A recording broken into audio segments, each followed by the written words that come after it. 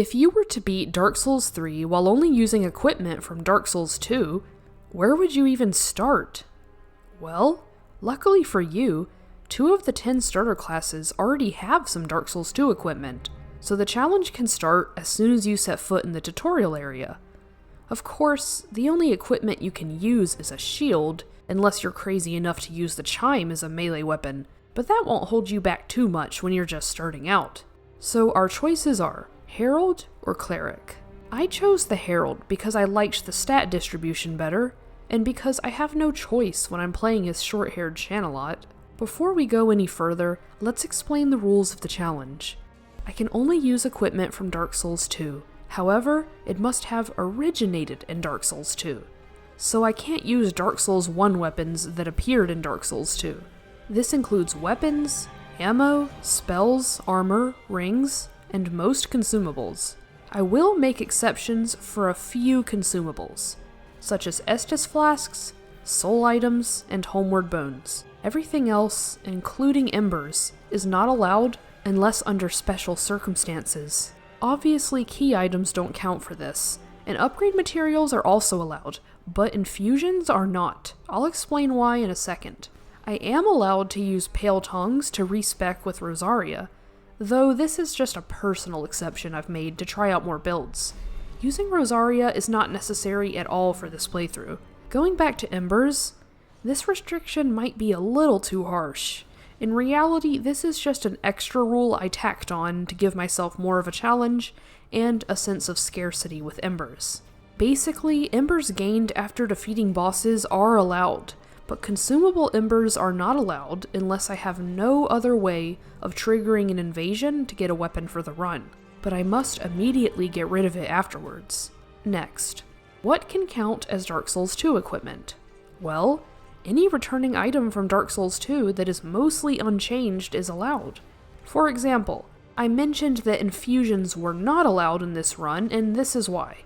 While Dark Souls 3 uses the same infusion system as DS2, the infusion items have completely different icons and titles, even if they serve the same function. Allow me to give another example. The Scholar's Ring has the same function as the Ring of Knowledge from Dark Souls 2, but it's basically a whole new ring, so I can't use it. For something to count as a DS2 item, it has to have either the same title and appearance as its DS2 equivalent, or a different title with the same appearance, or a slightly updated appearance. Most returning equipment is obvious to spot. For example, the Hollowslayer Greatsword is the Mira Greatsword, or in the case of the Herald starting class, the Kite Shield is just the Dranglake Shield. Some can be a little harder to spot, such as Twisted Wall of Light being a reskinned Twisted Barricade, but only the title and color have been changed for this spell, so it's essentially the same spell. Lastly, to spice things up, I'm only allowed to use each weapon 3 times. After that, I have to find a new one, so I have to really think about what weapons I'm willing to spend a use on for each boss. Before we start the challenge, there is one exception I made to weapons, which is the Pyromancy Flame. Since it's remained unchanged throughout the series, I have no choice but to use it if I want to use any DS2 Pyromancy. Hopefully that covers everything. So why don't we get started with the challenge? Like I said earlier, the first weapon we have is the Kite Shield, and we'll be stuck with this at least until we clear the first area, so we might as well get used to it. In light of that terrible Gundyr fight, I'm definitely a little rusty, so I better be careful if I want to stay embered. Well, I guess that takes care of the Swordmaster. Let's get our first armor set, do some quick leveling, and get out of here. There's nothing to do in the high wall besides collect a few items, and in order to have access to some actual weapons, we need to take care of Vort. He actually ends up giving me some trouble, and it takes several attempts before I can finally kill him. This was definitely the most of Vort I've ever seen. He lived long enough for me to hear the whole song in-game for once. There wasn't anything to that fight other than poking him with a shield for a few minutes, so hopefully we can finally see some action in the Undead Settlement. We definitely want to keep leveling as we go, mainly strength and dex with the occasional vigor. This place is a treasure trove of DS2 equipment. Right off the bat, there's the Fire Clutch Ring, and these guys drop the Great Machete, which according to the wiki is a variant of the one from DS2.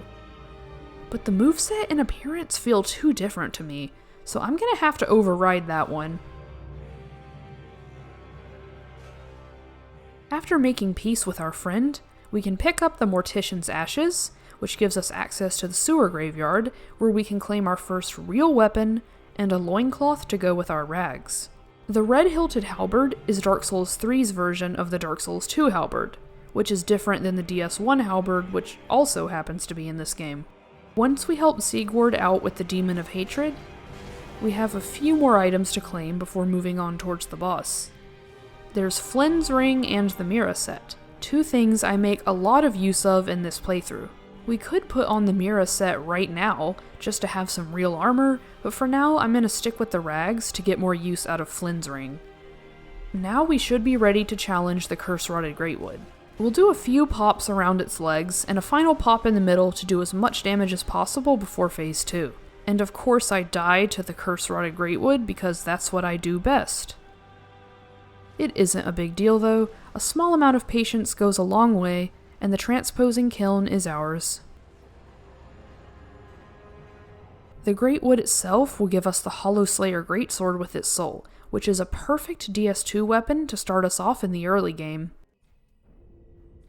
Our Red-Hilted Halberd is still good for 2 more uses, so we'll upgrade it again before heading out. We can meet up with some friends on the way before having a good old time clearing the Road of Sacrifices. And at the end of the road, a couple more friends drop by to say hello. I might as well try to beat the Crystal Sage. I'm already doing pretty well, so she shouldn't give us any issues. I forgot that if you're bad at dodging, you can just get one-shotted by her spells. So this took up more time than it should have, but getting rid of her was our only choice since we need to get through the Cathedral before killing the Abyss Watchers. Her soul can be traded for Crystal Hail, which is Soul Shower from DS2. So we could use this, but I don't see any use for it at the moment. I'll think about it for later. Let's get a couple more levels for our Vigor and upgrade our Halberd again. Also, we can get a free level from Yol as well, and we need him alive for a little longer, which is why we're gonna hold off on Abyss Watchers. So, Cathedral of the Deep it is. Our first mission here is to speak with Gael to claim the Painted World Bonfire, but you'd have to be crazy to want to go here first. Instead, let's just stick to the Cathedral. Oh look, it's the Pursuer's Shield. See, it's much safer here anyway.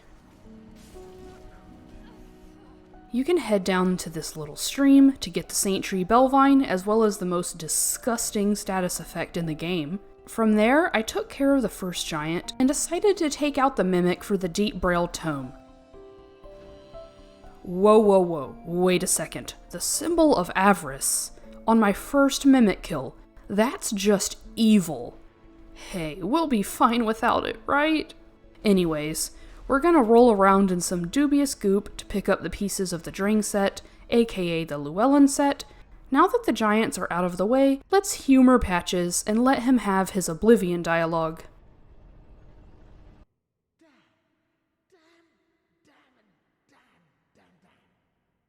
Patches doesn't have to worry for long. I'm on my way to give him a lot of money. We're gonna need this if we don't want to miss out on a Titanite slab.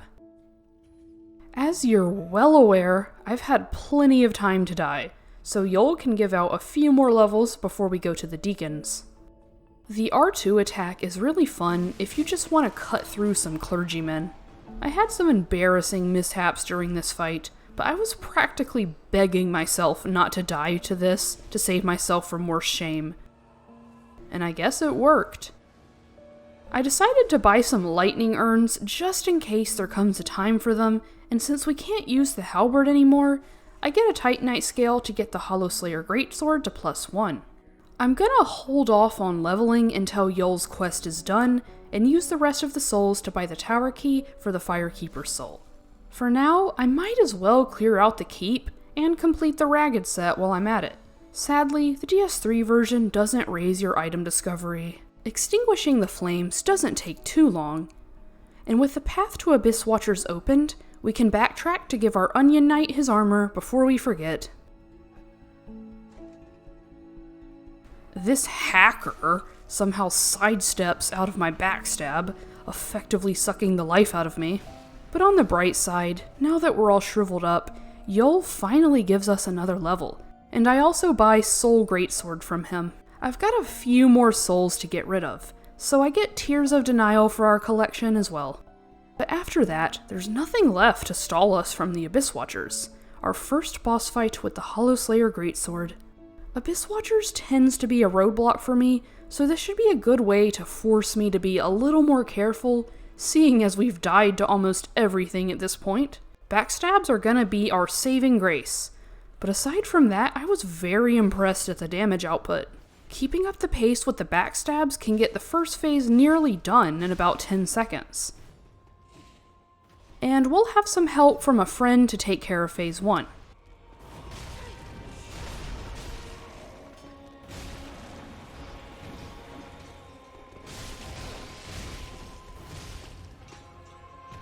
So this is going really well. We're already at phase 2. This run is a good one, so we've got to make it count. Don't let the greed get you. Come on, you can do this.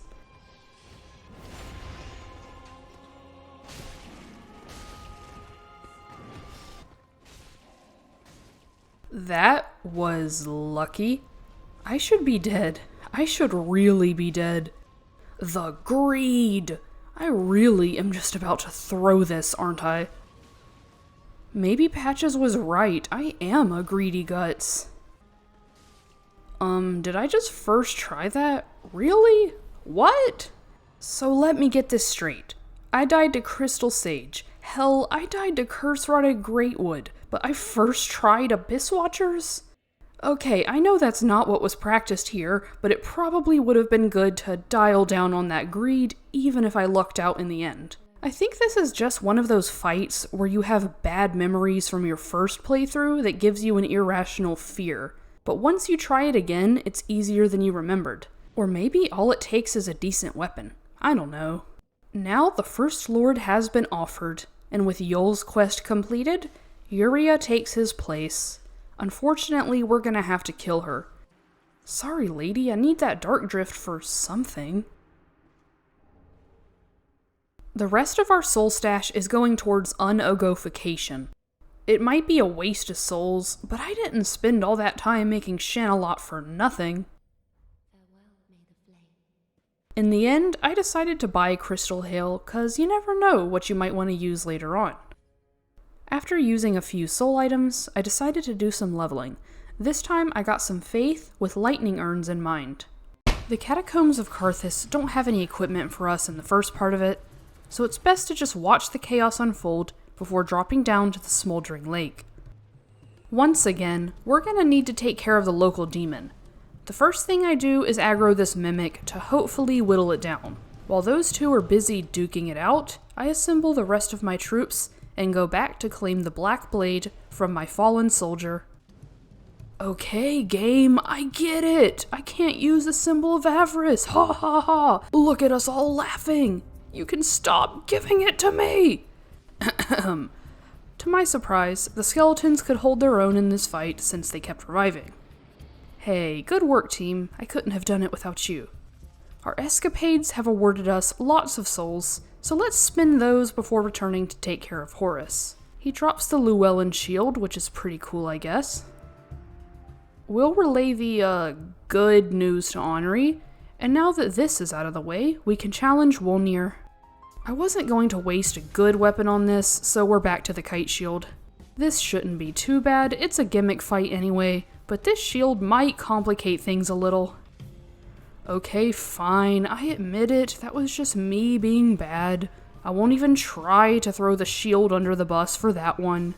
After dying to this a number of times I am not proud of, I come back with a slightly upgraded shield to shatter the bracelets faster, and thankfully get some good RNG, taking him out moments before he summons the Skelly Squad.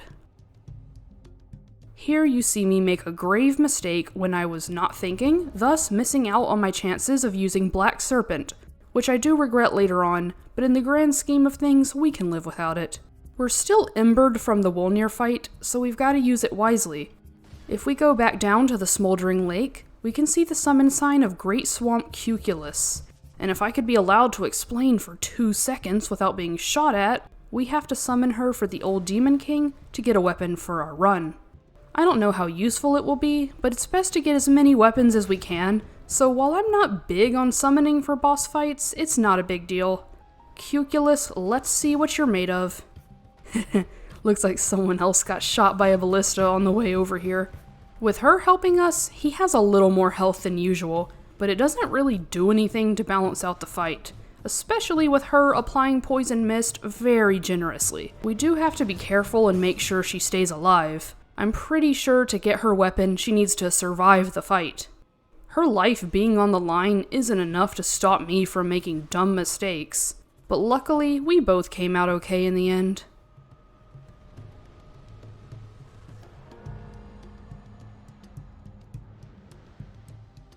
That was kinda toxic, but I like it. There you have it, the Spotted Whip. In case we need it, it'll be here for us. A little more dexterity for the Dark Drift, and let's head out while we're still embered to get the other invasions. After all, there's no better place to loot DS2 equipment than off the corpse of a DS2 NPC. The first encounter with Kraton is free, but I cannot under any circumstances miss out on getting the weapon from his invasion. And at this point, the only way to get embered without screwing up any quest lines is, Dancer. This might not really be that early to fight her, and most people can do this fight in their sleep. So while a lot of players can bum rush her with unupgraded starter equipment, I was here for 40 minutes with my +2 Hollow Slayer Greatsword. But like I always say, I do enjoy fights such as this one where the pacing is like a dance, especially since we're fighting a real dancer here. So after practicing the moves, I finally got the tempo down, and she was much simpler after that. And I will take 60,000 souls any day. Let's finally get more endurance. It's good for stamina to be at least at 100. Our next weapon, which is now upgraded to +6, is the Black Blade, an updated Berserker blade from Dark Souls 2. The dex requirement isn't too bad for this one, and it should be fun to try out a katana for a change. I've planned everything out, so Grey Rat will be okay if I send him to pillage again. There's a lot to do in Irithyll to get more equipment. Kraton's invasion is arguably the most important one, since the Dragon Slayer's axe is so good. These frost dogs were getting my blood pressure up while I waited for the Pale Shade invasion, and while I lived to tell the tale of the teleporting dogs, the Londor Pale Shade showed me how to stunlock with claws, and then proceeded to be toxic and spam quickstep, as I watched all I had worked so hard to achieve crumble before my eyes. So as you recall in the intro of the video, I said I would use a consumable ember in a very special situation, and this was the exact moment I was referencing. Aside from the fact that I totally forgot Oceiros and Dragon Slayer armor existed, there was no way for me to get an ember without killing either Sullivan or Yorm, both of which would interrupt quest lines I needed to complete for items, and of course Sullivan would make the invasion not happen altogether. So for this one time, I used an ember for the sole purpose of spawning in the Pale Shade again. And while I am breaking my own rules, I thought it was more important to have access to another weapon before running out of uses for the ones I have. Rules are made to be broken anyway, am I right? This rendered my whole encounter with the dancer pointless and kinda trivialized the already arguably pointless ember rule I gave myself, but you know what? I'm just in it to have fun.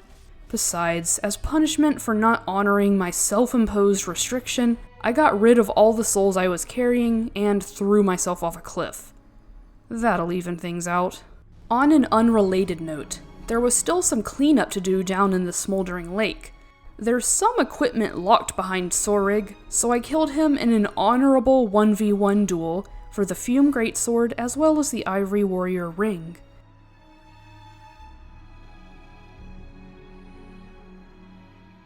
Before I take on Sullivan, I start working towards having the strength to wield the Greatsword. Up to this point, I've been using Sullivan to brush up on my parrying a little. It took a few times to perfect it, but the timing isn't that bad and it honestly trivializes this fight. Even if you don't parry a lot, I'd still recommend trying it for this fight alone. That's what I did. Oh, and if you really want to hit him where it hurts, you can do back-turned parries. But I'm not even close to being good enough at the game to try to show off skills that I don't have. So I'll stick with the safer parries.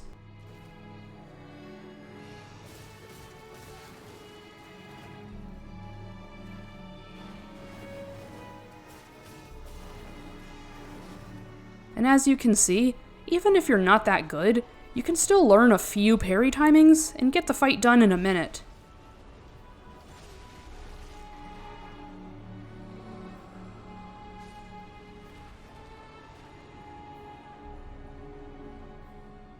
That was a fun little change of pace for me, and now Grey Rat is safe and has even more goods available in his shop. We might as well try the Alva invasion just for fun. He's no big deal. I didn't want your stupid armor set anyway. Behind the Pontiff lies the pitiful ruins of the City of Gods, where Aldrich has turned the most iconic location in the series into his personal septic tank. In order to get rid of this blockage, we're gonna have to cut it up with our recently acquired mannequin claws. Since I went through so much trouble to get these, I figured it would be good to test them out right away. The high DPS potential is definitely there. Don't get me wrong, even in this state, they're not bad at all, but I can see these being devastating with a better setup. There's a few tools I don't have access to for optimizing the claws, but I'm satisfied with just the Flynn's Ring and my own fists. Aldrich's flurries can also be a pain, but somehow this is still easier for me than Gwendolyn. It turns out I was actually fighting this the wrong way for years. I experimented with going behind him during the arrow rain, and yeah, you can keep attacking and the arrows just don't hit you. I'm guessing people have been doing this forever and I'm just late to the party. Oh yeah, but don't even think about trying that in Phase 2. Just trust me. So there we go, another kind of fun fight. It was kinda annoying with the short range, but I enjoyed it nonetheless, and I'm not even a fan of this fight as a whole. I'll continue investing in strength, and see if I can't stunlock Alva like the Pale Shade did to me. Your armor set is ugly and so is your soul! Alright, so I may be slightly salty about that, but I'm not gonna break my rules again over an armor set. There's plenty more to find down the line. What we can get is the Profaned Flame or Flame Swathe Pyromancy and the Dark Clutch Ring. And this guy. Pardon me, let me just stomp over your corpse there to get to the bonfire. I do a few more things before challenging Yorm, which I am dreading, one of which qualifies me as being a villain. But I wanted that Titanite slab, and the game gives you no other choice if you want to fight Yorm by yourself. Carla's coming to Firelink as well, just to complete the set. At first I was using the Black Blade for Yorm, but it took forever to break his poise, and I had trouble reaching his arms. I also tried the Dragon Slayer's axe, and it did really well. It doesn't have the most range in the world, but I think it does more poise damage. And he is weak to lightning, so this weapon is probably ideal in our case. For some reason, even though I was doing pretty well, I got impatient and played around with other strategies. I tried the Dragon Rider bow, which was my worst idea yet, and when I finally managed to break his stance, I realized I hadn't equipped a melee weapon for the riposte. I don't know what possessed me, but for some reason I thought the answer was lying outside the arena, and this bow was even worse than the last one. It's not a smart move to use a weapon with a long windup if it consumes your whole stamina bar. I really was making it worse for myself. I even respect with Rosaria to use the Fume Ultra Greatsword. I don't feel like this is necessarily a bad choice. It has good range, and it does poise damage, but it didn't work out for me. So what did I end up doing? Well, I used the tried and true method of getting good, and decided to sit down for a second and actually try to learn the fight without the Storm Ruler. And I did. It wasn't nearly as bad as I thought. You know, after seeing some other people do this online, It seems like it's actually easier to fight him without the Storm Ruler, if you know what you're doing. Seriously, some of you are crazy doing this in like 30 seconds. But hey, even if it took me a while, I can't really complain about the Dragon Slayer's axe either. When all but one Lord of Cinder is slain, Emma communicates with us from beyond the grave to make sure we know where to go next. We've lost some progress with our decks, but we'll get it back to 28 in no time. But for now, we're going to go back to our trusty Dragon Slayer's axe to make quick work of Oceiros. I don't know if I'd call him a dragon, but since he's so weak to lightning like most dragon enemies, I'll let the poor guy believe he's a dragon if it'll get him out of my hair. As expected, this fight didn't pose too many problems with our setup, and to make things even easier, he's clearly started to go senile, and sometimes just starts walking into the walls to attack imaginary enemies. Imagine Dragon D's never mind. Hey, there's another first try to add to the microscopic list. We're almost back to 28 decks. That'll come in handy a little later. Champion Gundyr is actually a boss that I first tried the first time I ever played Dark Souls 3, and there's no reason I can't do that again right here and right now. Phase 2 was a little difficult for some reason. You know, because your character has no problems slapping away a halberd with their bare hands, but draws the line at fistfights. Also, I realized I was using the kite shield to parry, which was stupid, because it's a medium shield, and that adds a huge stamina cost, which doesn't help at all if you never block. Eventually, I re-familiarized myself with his Phase 2 arsenal, and waited for him to repeat his safer and parryable attacks from Phase 1. I wouldn't say I'm good at Phase 2. You can see how messy that was. But I got lucky enough for him to do a jump instead of a charge, the latter being the move that steamrolls me. There's another victory with the Black Blade, and if I'm not mistaken, we can pocket it for one more use sometime in the future.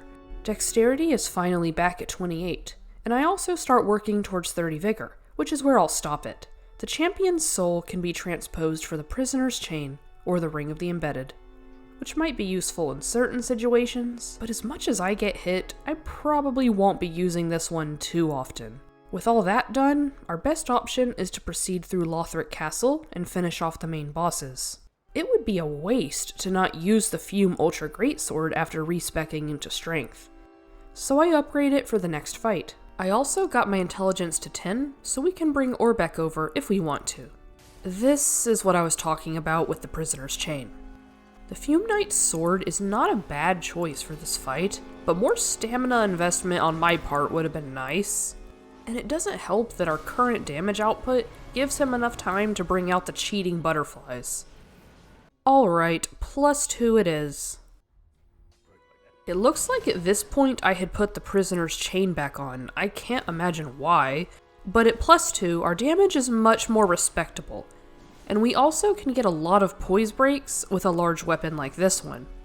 Soon enough, the Dragon Slayer armor is out of the way, and we can proceed towards the well-placed bonfire. That's 2 more levels for us, and our health bar is finally starting to look less sad. Now we've got to take care of some of these gargoyles, and that's not how that works. I spent more time in the library and got enough souls for 2 more levels. Not into intelligence, strangely. This time I successfully jumped over the ledge to Greyrat's final resting place for some final items to give to the Shrine Handmaid. We have some brief preparation to do before the Twin Princes. We'll upgrade our claws to an appropriate level, getting a little more vigor for good measure. I'm not exactly confident in my abilities to do this fight, but let's just see how it goes. I mean, that's not the worst first try in the world, but really, you need to get through the first phase without using more than 1 flask. My strategy was to wail on Lorien with claws, occasionally getting bursts of bleed, and then swap to the Dark Drift for phase 2. Not only would I need a longer weapon to help me hit both twins, but I also wanted to use the special attack, which can pierce through shields. And Lorien is Lothric's meat shield, so he falls under that umbrella too. However, after a few attempts, I stopped using the weapon art, because 99% of the time it was just a trade, so it really wasn't worth it to take all that extra damage.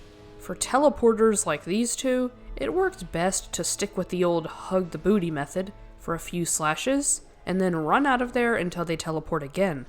A little earlier, I said you should try to do this with 1 flask use maximum, but at the same time, it's important to not give up and count yourself out too early, even when the fight starts out rough. On what would be my winning attempt, I ate up 5 flasks in the first phase, and then used another to top off my health. Once again, the Dark Drift does the heavy lifting in phase 2, but at this point, I made a snap decision, and switched to the claws to bleed out Lothric before he could revive his brother. Thankfully, my calculations were correct, and he died just in the nick of time. Look at that damage. That was over 2k damage without even using my whole stamina bar. Can you imagine this with Carthus Beacon or Pontiff's Right Eye? Now that's something I'd like to see. This was one of the longest fights in the run, but for conquering my fear, I get 2 more levels. Good night, sweet prince. The Emerald Herald decides she's gonna be the one to seek those souls, and the new hire is happy to fire us. Get it? 'Cause she's giving us the flames? That doesn't make any sense. Whatever. I'm not going here just yet. I still have 1 more base game area to clear. We're definitely ready to take on the Archdragon Peak. It also is a good location to get a few final pieces of equipment. Ancient Wyvern isn't worth mentioning, and next up was this Drakeblood Knight, who dropped another very useful weapon, the Drakeblood Greatsword. This is actually my weapon of choice for the area boss, or at the very least for the first phase. It goes without saying that this thing cuts through the King of the Storm like butter, but Nameless King himself is a different story. I was feeling spontaneous, and decided to test out the Spotted Whip with a little fire applied, since Carthus Arc is one of the few pyromancies available to us. Surely that helps the damage be a little higher than what it would be, but this was just a terrible idea from the start. There's really no point in using this whip against him when he's immune to poison, if it takes so long to make even a dent in his health. And I'm really not good enough at this fight to pull that off right now. So while the Flaming Whip looks cool and all, I'm gonna have to come back to this when I think of a better plan. I was very surprised that on top of the lightning and magic damage, the game allows you to add fire to the Drakeblood Greatsword as well. So to make myself some quick money, I went down to the DLC to kill the Gravetender and Wolf duo. This guy can very easily be stunned, because he tries to guard all your swings, so that's perfect for some big damage for little effort. What, did the painter forget to paint some pants for you?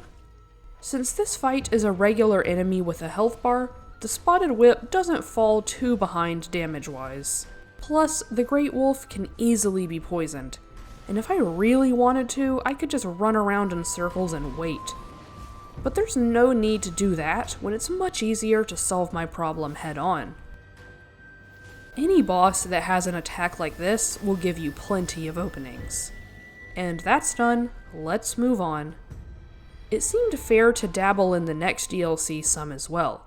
Not to face any bosses, but to collect some good items. After killing the terrible angels, I can pick up the Desert Sorceress set, or as I call it, the PvP YouTuber set. We can meet up with our doppelganger for an epic battle. Hey, where are you going? Wait, can you really survive this fall? Alright, well I looked everywhere for her and just couldn't find her. So I gave up and eventually got a mysterious 7,000 souls that I assume came from her dying. Somehow. Once I was done with that, I got another idea. With the Drakeblood Greatsword fully upgraded, I figured it was time to try the Soul of Cinder. This one also took a few tries, but eventually I got the hang of it. For phase 2, while he transitions, I equip the Lightning Clutch Ring. This time, I told myself I would finally try out those lightning urns, and I was really impressed with the damage. DS3 consumables do a surprisingly good job at keeping up with the scaling of late game bosses, So with a decent investment in Faith, you can keep these as an alternative if you run out of FP as a caster. I'm not the best caster or thrower in this fight, and I had quite a few close calls. I'm surprised I survived this one, seeing how poorly I did. But if you happen to be good at spacing yourself out with this guy, I'm confident that this fight would be a joke if you drop a stack or two outside the fog gate. See his health at this point when I switched to melee? I got him there with only the 20 lightning urns it lets you carry, and I missed a few shots. That means if I had perfect aim, I would have finished phase 2 with only the lightning urns. I'm gonna write that down for the next time I do a Faith run. I don't know how effective it'll be in my case. I did use all my Estus this time, but it's worth another shot, or 20. Down goes the Soul of Cinder. Well, DLC time. Let's get some attunement. I want to try some casting now. Oh yeah, I forgot about Nameless King. This was my first and very sad attempt at using pyromancy. Flame Swathe, or Profaned Flame, is not good against such agile bosses. For this one, I caved and fell back to the Drakeblood Greatsword. Since it's a single boss encounter, it still just counts as one use, but I was a little disappointed with myself for not using a more unique way to beat him. His lightning damage negation wasn't really a problem for me, because unlike the whip, I can consistently stagger him and catch a break for a second. Bet you won't dodge this one! At least now I have 2 attunement slots. There's no choice left to me but to challenge a DLC boss, and it's probably a good idea to deal with the Painted World before going any further into the Dreg Heap. This is gonna be my first time really trying out spells, and now that we have 2 attunement slots, we can use Chaos Bed Vestiges, aka Forbidden Sun, which is better than Profaned Flame in every way, so let's get this party started. One weird change is that this spell was renamed as Chaos, but the lava pool was removed. Though, oddly enough, I actually prefer the DS3 version of this spell, and it's what carried me through all my NG cycles for the Platinum. The Pyromancy backed me up in the first phase, and I also did some pretty good damage with the claws. For second phase, the strategy was different. I would put away the fire and go ham on Father Ariandel with the claws, maybe taking a few opportunistic hits with the pyromancy when I could. I was at this for a few hours before I finally had a breakthrough. It was kind of hard to use the claws for the second phase because I needed to get right up on his butt to hit him, and Friede would in turn be right up on my butt. I also started buffing the claws with fire, but it was just too hard for me to do this with claws, because this isn't one of those fights I've memorized by heart. Instead, I used a much safer option, having cycled through lots of testing, including pure pyromancy. In the end, I kind of abandoned casting altogether and only used the glove to buff my black blade with fire, which made the first 2 phases go by a lot faster. Thankfully, I can do the first phase just fine without getting hit, but it took a lot of willpower for me to not get greedy in phase 2. Father Ariandel is a big target who takes big damage, and thus is a big temptation. But don't be fooled, he can and will turn you into a pancake. The opportunistic style I adopted earlier with pyromancy is good for melee too, because even if Friede takes less damage, sometimes it's safer to attack her instead, and less damage is better than no damage. Eventually, I started actually making it to phase 3 consistently, and to help myself out a little, I prioritized defense over damage by taking off the Fire Clutch ring. I use more of a hit and run style for phase 3 anyway, and once the buff fades, I'm too scared to risk dying by reapplying it. The jump is by far the easiest attack to punish for me. Baiting a few of those goes a long way. Each one is a free backstab and maybe one more hit, and after that, I back up and wait for my next chance to punish. Phase 3 forces more of a passive playstyle on me. It's as though the greedy beast within has been tamed. From here on out, attunement will likely be the only stat I level. For the next fight, I buy Dark Blade from Carla, then get another level after selling some items. I'll need a chime to cast Dark Blade, and I figured the Cleric's Sacred Chime was the best one available to us. I'll upgrade it to a modest level to increase our dark damage bonus, then see how it looks against the Demon Twins. As you can see, the dark buffed claws have great DPS in the first phase, and while it took me quite a few tries to get to phase 2, it's at least good to know that our damage can get us there without too many headaches. It gets us there with just enough headaches. I knew damage in phase 2 was going to drop off really badly. I hate this guy and his increased absorption. I ran out of FP as well, so I couldn't rebuff my claws, but I was mainly relying on hopefully getting some bleed, which didn't happen as often as I would have liked. Silly me, I also forgot to remove the Dark Clutch ring.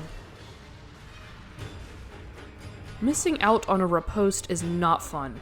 Plan B was to respec yet again so I can use the Dark Drift. I just hate this fight so much and was ready to move on. I don't know why, this fight has just never clicked with me for some reason. But maybe the problem is that I overthink it, when I really should be remembering the Hug the Booty mantra. Once I did that, I got through phase 1 without having to use too many Estus flasks. The katana is much better at staggering than the claws, of course, and in this fight, riposte damage actually means something, so it's worth it to go for as many of those as you can. And since I always kill the demon in pain first, he has access to a convenient laser attack that practically guarantees a stagger if you get behind him in time. He does another one of those near the end of his lifespan, which wraps up the fight and means I can finally move on. We can get some more attunement from that, and then upgrade our Witch Tree branch to cast Soul Greatsword, which was a complete waste because I didn't even use it for any boss fights. I love walking through the streets of the Ring City. Aw, guarding your dead girlfriend's clothes? Well, I'll just be taking those if you don't mind. You know, this would look way better if it cut off the skirt and just had the boots like it does for other armor. But I'll just complete the set, why not?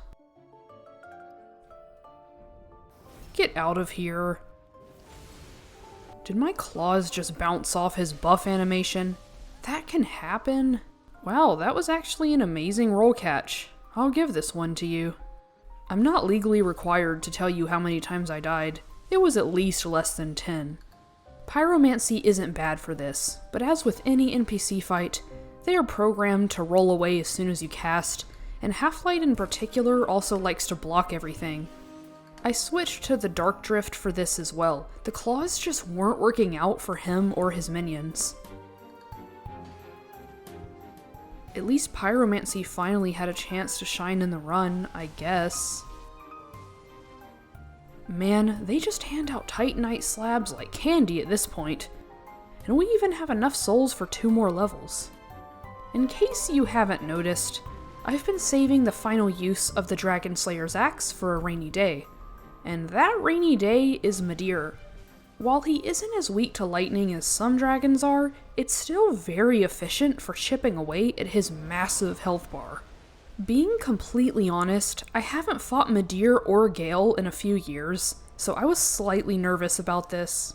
My first attempt wasn't nearly as bad as I thought it would be, but I still ended up running out of heals and kind of just surrendered myself to the fire. The weird thing was, I didn't really feel that intimidated by this fight like I did before. The more I fought him, the more I felt my old muscle memory refreshing. So what do you need to know about this fight? Don't hug the booty. That's it. Darkeater Midir is one of the few beast-type fights in this series, where I found that staying in front of him is the best way to avoid all his attacks. Another thing you have to accept is that this is gonna be a long fight no matter what. And once you've accepted that, the patience will come naturally. I can't believe I'm saying this, but I enjoyed this fight, as much as it can feel like a slog in some cases. Well, I enjoy everything but the laser. Speaking of that, I got extremely lucky this time and didn't have to deal with his laser on my final attempt. I've come to appreciate him after doing the other dragon fights again, where it feels like all they ever do is go in the air and you're stuck waiting around. Midir, at least during this playthrough, doesn't fly all that often. Most of his moveset revolves around him being grounded. I also feel like his combos are much more generous with punish windows. And even for those with an aggressive playstyle like me, it doesn't feel as turn-based as some other dragon fights felt. You are always kept on your feet dodging, after which you will have a chance to strike back. To me, this keeps it fast-paced and exciting, despite how long the fight is. Eventually my efforts pay off, and after a big chunk of damage from the stagger, I finish this fight with some cheeky lightning urns to the face. I don't know how I did it, but I beat him on the 3rd try this time around. So to put that in perspective, I died more to Halflight than I did to Midir.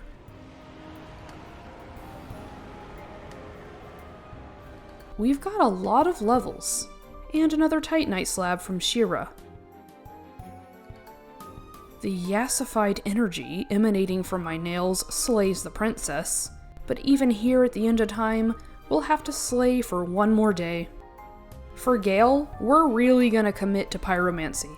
I've respec'd a final time to have my intelligence and faith at 32, and unlike before, I have enough FP to sustain a boss fight. First attempt is going pretty well. Whoops. A couple tries later, and I get the hang of it again. I'll admit, I was playing turn-based combat by shooting a fireball and then waiting for him to do something, but this fight was still very fun, and as epic as always. It's a testament to the quality of the fight that even playing like this didn't take away from the grandeur of his moveset. And I never felt like I had an unfair advantage since he closed the gaps very quickly. At the very end, I ran out of FP, so the Spotted Whip got to be the MVP of the run.